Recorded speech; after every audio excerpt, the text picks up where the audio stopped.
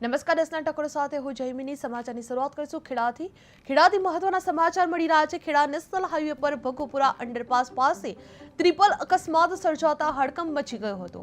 માહિતી મુજબ પૂરપાટ ઝડપે આવી રહેલા લોડિંગ ટ્રકે અંડરપાસમાંથી પસાર થઈ રહેલા આઈસર કન્ટેનરને જોરદાર ટક્કર મારી હતી। ત્યારબાદ ટક્કર એટલી ભયાનક હતી કે સામે તરફથી આવી રહેલો બાઇક ચાલક પણ તેની અડફેટમાં આવી ગંભીર રીતે ઘાયલ થયો હતો। જે અકસ્માત બાદ સ્થાનિક લોકો તાત્કાલિક ઘટના સ્થળે દોડી આવ્યા હતા અને 108 એમ્બ્યુલન્સને જાણ કરવામાં આવી હતી। જે ઘાયલ બાઇક ચાલકને તાત્કાલિક સારવાર માટે ખેડા સિવિલ હોસ્પિટલ ખાતે ખસેડવામાં આવ્યો હતો। જે આ ઘટનાને પગલે થોડા સમય માટે ટ્રાફિક વ્યવસ્થા પણ ખોરવાઈ ગઈ હતી।